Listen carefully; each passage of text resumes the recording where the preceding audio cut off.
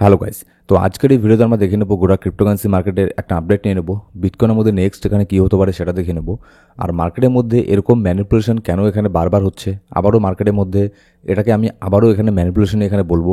কারণ এখানে হিউজ পরিমাণে আপনার এর আগে গতকালকে পাম্প হয়েছিল, আবার তারপরে আপনার সাথে সাথে এখানে মার্কেট এখানে ডাম্প হয়েছিল। তো এখানেও অনেক বড় একটা লিকুইডিটি এখানে মার্কেট অলরেডি এখানে গ্র্যাব করে ফেলেছে। তো এই জিনিসটা পাম্প অ্যান্ড ডাম্প এটা কেন হলো, আর নেক্সট এগুলোর থেকে বাঁচার জন্য আমরা এখানে কী করতে পারি, আমাদের এখানে কি স্ট্র্যাটেজি নেওয়া উচিত, সেই সব জিনিস নিয়েও আলোচনা করব। আর এই অক্টোবর মাসের মধ্যে এখানে আপনার আরেকটা রেড কার্ড এখানে হতে পারে। সেই রেড কার্ড হলে কিন্তু মার্কেট এখানে আপনার পাম্প হবে। আর পাম্প হলে কতদূর পর্যন্ত পাম্প এখানে হতে পারে সেই সব আপডেটগুলো জেনে নেবো আমরা আজকের এই ভিডিওতে। তো ভিডিও শুরু করার আগে ছোট্ট একটা ডিসক্লেমার দিয়ে শুরু করবো আজকের এই ভিডিও। এবার যদি সবার প্রথমে আমরা ক্রিপ্টোকারেন্সি মার্কেটের ফিয়ার অ্যান্ড গ্রিড ইন্ডেক্স দেখি, এখনও পর্যন্ত মার্কেট এক্সট্রিম ফিয়ারের মধ্যে আছে। গতকালকে এখানে যাও আপনার একটু এখানে পাম্প এখানে হচ্ছিল, তারপরে যে হারে এখানে মার্কেট আরও একটা ডাম্প এখানে হয়ে গেল কুইকলি, যার ফলে মার্কেট আরও কিন্তু এক্সট্রিম ফিয়ারের মধ্যে এখানে চলে গেছে। ইউএসের মার্কেটের মধ্যে খুব একটা তেমন কিছু এখানে ডাউন এখানে হয়নি, ইউএসের মার্কেটও এখানে ঠিকঠাকই চলছিল। কিন্তু ডোনাল্ড ট্রাম্পের একটা স্টেটমেন্টের ফলে এখানে যে আপনার এক্সচেঞ্জগুলো যা আছে তারা এখানে মনে করুন সুযোগ পেয়ে বসে। ঠিক আছে, আমি মনে করি না যে ডোনাল্ড ট্রাম্পের স্টেটমেন্টের ফলে মার্কেট এত বড় রিয়াক্ট এখানে করা উচিত। কারণ একসময় আমরা দেখেছি ইলন মাস্কের স্টেটমেন্টের ফলে মার্কেট এখানে রিয়াক্ট করতো, তারপরে মার্কেট এখানে রিয়াক্ট করা বন্ধ করে দিয়েছে। কিন্তু ডোনাল্ড ট্রাম্পের স্টেটমেন্টের ফলে মার্কেট এখানে রিয়াক্ট এখানে করবে, কিন্তু এত বড় রিয়াক্ট এখানে করবে না। এখানে আপনাকে একটা জিনিস বুঝতে লাগবে যে শুধুমাত্র ডোনাল্ড ট্রাম্পের স্টেটমেন্টকে ইউজ করছে এখানে আপনার এক্সচেঞ্জগুলো, তারা মার্কেটকে এখানে মুভ করানোর জন্য। এবার যত বেশি মার্কেটের মধ্যে এরকম আপসাইড ডাউনের এই জিনিসগুলো এখানে হবে, তত বেশি কিন্তু এক্সচেঞ্জের এখানে প্রফিট। ঠিক আছে, আর এখানে সবাই সেম। এখানে এরকম না যে আমি কোনো এক্সচেঞ্জের নির্দিষ্ট নাম করে এখানে বলবো না যে এই এক্সচেঞ্জটা এরকম, সব এক্সচেঞ্জই এরকমই। ঠিক আছে, তারা প্রফিট করার জন্যই মার্কেটের মধ্যে এসেছে। আর এখানে বিশেষ করে রেগুলেটেড মার্কেট না, যার ফলে নিজের ইচ্ছে মতো যখন তখন এখানে মার্কেটকে ম্যানিপুলেশন এখানে করা যায়। কিন্তু যদি আমরা দেখি গতকালকে ইউএসের ইটিএফের মধ্যে ভালো পরিমাণে একটা বাইং প্রেশার দেখতে পেরেছি আমরা। লাস্ট প্রায় গতকালকের আগে প্রায় এখানে 7-8 দিন কন্টিনিউ ইউএসের ইটিএফ এখানে আপনার সেল করেছে, শুধুমাত্র বিটকয়েন ইথেরিয়ামকে সেল করেছে। কিন্তু গতকালকে ভালো পরিমাণে এখানে আপনার বিটকয়েনকে বাই করেছে। লাস্ট যদি এখানে 2 দিনে যতটা এখানে সেল করেছে, তারা গতকালকে তার থেকেও বেশি এখানে বাই করেছে। ঠিক আছে, বাইং প্রেশার তো গতকালকে ভালো এসেছিল মার্কেটের মধ্যে, কিন্তু এখানে ম্যানিপুলেশনের ফলে মার্কেটের মধ্যে আবারও লিকুইডিটি গ্র্যাব করার ফলে এই জিনিসগুলো এখানে পাম্প ডাম্প এগুলো হচ্ছেই। বিটকয়েন দেখুন, বিটকয়েন তো এখানে রিকভার করে নেবে, বিটকয়েনের কথা আমরা জানি। সে একের পর এক অল টাইম হাইকে এখানে টেস্ট এখানে করবেই। কিন্তু এর ফলে কিন্তু বেশি ইফেক্ট এখানে পড়ছে আপনার অল্ট কয়েনের উপরে, আর যার ফলে অল্ট কয়েনের উপরে ভরসা এখন অনেকেরই এখানে আস্তে আস্তে এখানে কমে যাচ্ছে। এটা হচ্ছে আবার দেখুন মার্কেটের মধ্যে যারা বড় বড় হোয়েল আছে তারা এমন প্যানিক ক্রিয়েট করে দেবে না যে আপনার মনে হবে যে না অল্ট কয়েনের মধ্যে আর কোনো কিছু হবে না, অল্ট কয়েনগুলো এখানে হয়তো মানে আর পাম্পই এখানে হবে না, হয়তো অল টাইম হাই আর এখানে যাবেই না। এইসব আপনার চিন্তাধারা অবশ্যই কিন্তু এখানে আসবে অনেক ট্রেডারের এখানে মাথার মধ্যে। কিন্তু এখানে আরেকটা জিনিস এখানে লক্ষ্য করবেন, বিটকয়েনের পাম্প করাতে গেলে কিন্তু বিটকয়েনের মধ্যে অনেক বড় আপনার ফান্ডের প্রয়োজন হয়, অনেক আপনার ব্যালেন্সের প্রয়োজন হয়। কিন্তু তার তুলনামূলকভাবে যদি আমরা দেখি অল্ট কয়েনের মধ্যে বিটকয়েনের 0.5% ভলিউমে যদি একটা অল্ট কয়েনের মধ্যে চলে আসে, তাহলে সেটাও আপনার তার অল টাইম হাইয়ে এখানে চলে যাবে। আর এই জিনিসগুলোই হয় হচ্ছে আপনার অল্ট সিজনের মধ্যে। যারা এর আগের অল সিজন দেখেছেন তারা হয়তো এই জিনিসগুলো এখানে মানে বুঝতে পারছেন। নাহলে আমি জানি এখন মার্কেটের যা অবস্থা, এই অবস্থায় অল্ড সিজনের কল্পনাই এখানে করা এখানে যায় না। কিন্তু আমি আবারও বলেছি, আমি বারবার বলেছি, আমি আবারও বলছি, আমি কিন্তু এখনও পর্যন্ত অল্ড সিজনের ওয়েট এখানে করে যাচ্ছি। হ্যাঁ, তার আগে মার্কেটে প্রচণ্ড পরিমাণে এখানে ম্যানিপুলেশন এখানে অবশ্যই এখানে হবে। যারা মার্কেটে বড় বড় প্লেয়ার আছে তারা কিন্তু এখানে চাইবে যাতে মার্কেট থেকে maximum of retail tedder market থেকে চলে যায়। ঠিক আছে, তারাই আবার দেখবেন বেশিরভাগ রিটেল ট্রেডার যখন এখানে অল্ট কয়েনগুলো আরও পাম্প হবে, আরও হাইয়ে যাবে, তখন তারাই আবার হাইয়ের মধ্যে এসে এখানে বাই করবে। এই জিনিসটা বারবারই এখানে হতে থাকে। এবার যদি লিকুইডিটি হিট ম্যাপ দেখি, আপাতত নিচের দিকে তেমন কোনো লিকুইডিটি আমি দেখছি না, শুধুমাত্র ওপরের দিকে লিকুইডিটি এখানে আছে। যেমন হচ্ছে দেখুন $1,10,000 মধ্যে এখানে ছোটোখাটো একটা লিকুইডিটি তৈরি হচ্ছে। $1,11,200 মধ্যে $71 মিলিয়ন লিকুইডিটি তৈরি হচ্ছে। তারপরে ওপরের দিকে যদি এখানে দেখি আপনার $1,14,000, $1,14,400 আর হচ্ছে আপনার $1,14,800 মধ্যে মোটামুটি এই তিনটে রেঞ্জের মধ্যে $150 মিলিয়ন লিকুইডিটি এখানে আছে। তো আমার ধারণা মার্কেট এখানে শর্ট টাইমের জন্য হলো আবারও এখানে লিকুইডিটি গ্র্যাব করার জন্য উপরের দিকে যাবে। ঠিক আছে, এবার যদি নেক্সট এখানে দেখে নিই মার্কেটের মধ্যে কেন এই ধরনের এখানে ডাম্প আবারও এখানে হঠাৎ করে এখানে হয়ে গেল। মার্কেট তো খুব ভালো রকমই এখানে পাম্প এখানে হচ্ছিল, তাহলে এখানে ডাম্প কেন হলো? দেখুন, ডোনাল্ড ট্রাম্প এর আগে কী বললো যে চায়নার প্রেসিডেন্টের সাথে সে মিটিং করবে, মিটিংয়ের পরে সব ঠিকঠাক হয়ে যাবে, চায়না আমাদের শত্রু দেশ না, ইত্যাদি নানান ধরনের কথা এখানে বললো। এগুলো বলার ফলে তো মার্কেট সাধারণ এখানে ছিল বা আপনার সাইড ওয়েসের মতো ছিল। তো তারপরে সব ঠিকঠাক হয়ে যাওয়ার পরে মার্কেট ফাইনালি একটা ভালো পরিমাণে একটা মুভ নিয়েছিল বিটকয়েনের মধ্যে।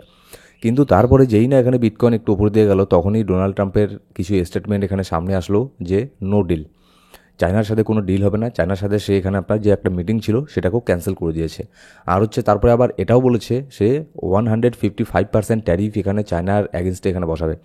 সে এর আগে কী বলেছিল যে নভেম্বরের 1 তারিখে এখানে ট্যারিফ এখানে বসাবে, সেটাকে দূর পর্যন্ত নিয়ে গেল। তারপরে বললো যে না, কোনো ট্যারিফ এখানে হবে না।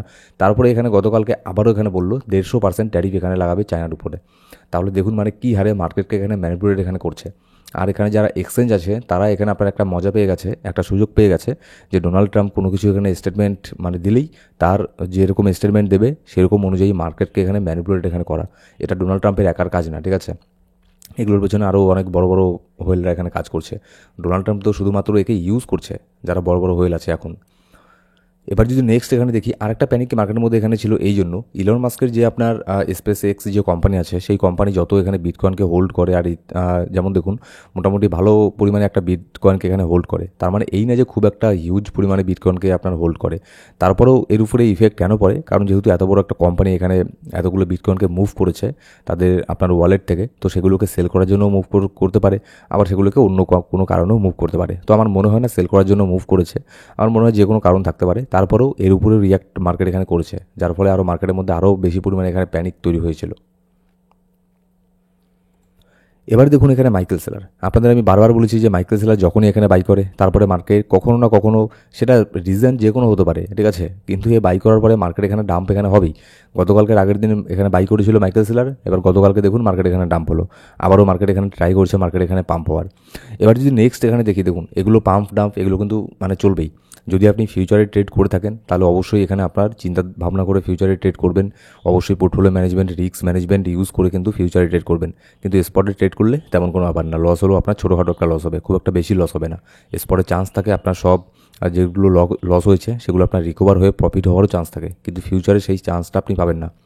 এগুলো পাম্প টাম্প তো এগুলো হবেই, কিন্তু দেখুন এই অক্টোবর মাসের মধ্যে আরেকটা যে রেড কার্ড হবে, এই রেড কার্ড হওয়ার চান্স এখানে 98.9% এখানে হয়ে গেছে, মানে প্রায় 99% চান্স আছে রেড কার্ড হওয়ার। আর রেড কার্ড হলে কিন্তু মার্কেট এখানে পাম্প হবে।